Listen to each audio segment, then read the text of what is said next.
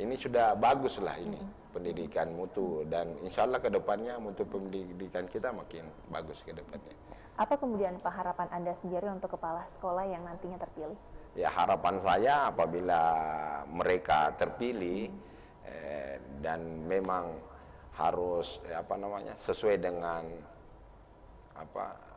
hasil asesmennya, itu kami berharap agar kepala sekolah ini melaksanakan tugasnya dengan baik, terus memberikan update tentang perkembangan saat ini, karena banyak kepala sekolah ini kemarin yang kita dengarkan tidak update dengan sistem pendidikan sekarang. Kami maunya tetap melaksanakan tugas dan fungsinya update dengan perkembangan era sekarang ini. Seperti itu ya Pak ya. Nah, saya ingin kesorotan lain nih Pak, masih berhubungan dengan pendidikan, terkait dengan angka anak putus sekolah di Kota Makassar. Apakah anggota Dewan juga melihat hal seperti ini terjadi di lapangan, Pak? Kalau kami melihat, kan kebetulan saya baru 8 bulan di Komisi D. Pas masuk penerimaan di bulan 6, penerimaan anak sekolah. Dinas pendidikan itu dengan prinsip tidak ada lagi anak yang tidak sekolah. Kami support itu, tidak ada anak. Dan terbukti, jadi semua anak-anak yang ingin bersekolah ditampung. Walaupun itu ada yang jauh dari zonanya, tapi tertampung. Jadi kita ini memaksimalkan bagaimana anak-anak kita supaya tidak putus sekolah. Semuanya harus sekolah. Semua anak perlu harus sekolah. Iya. Nah kemudian Pak, apa yang perlu dilakukan sendiri untuk pemerintah Kota Makassar ke depannya agar tidak ada lagi anak yang putus sekolah? Jadi sebenarnya sekarang ini beberapa program yang dilakukan Kota Makassar itu sudah menyentuh supaya anak kita tidak putus lagi sekolah. Ada bahkan program namanya paket C. Kalau ada paket-paket yang disiapkan oleh Dinas Pendidikan. Anak sekolah kita diharuskan sekolah di mana saja mau sekolah. Kalau dia tidak mampu, kita ada berikan namanya beasiswa. Jadi sudah banyaklah program-program terkait dengan supaya anak kita tidak putus sekolah, supaya tidak berkeliaran juga di jalan.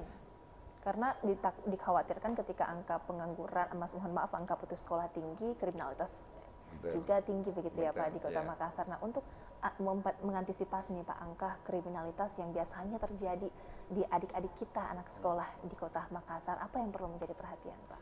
Jadi yang pertama itu kan paling tidak yang pertama dulu kepala sekolahnya perlu pembinaan di di sekolah-sekolah, terus gurunya, ini hasil asesmen yang kita lihat, inilah gunanya semua, bagaimana membina anak-anak sekolah kita supaya dia tidak putus sekolah, adakan pendekatan-pendekatan, karena biasanya terjadi itu kalau biasa ekonomi yang rendah, itu perlu didekati. Ini kan kita siapkan, ini ada namanya beasiswa, kalau memang dia tidak mampu kita bina, terus ada pembinaan juga didorong. Jadi sudah banyaklah program-program pemerintah yang dilakukan supaya anak-anak kita bisa sekolah secara maksimal. Karena lagi-lagi untuk meningkatkan kesejahteraan dan kualitas hidup yang baik di Kota Makassar, pendidikan menjadi tolak ukur yang sangat penting begitu ya Pak. Baik, kami akan lanjutkan kembali pemirsa dan pendengar di segmen selanjutnya. Jangan kemana-mana, tetaplah bersama kami di Makassar Bicara.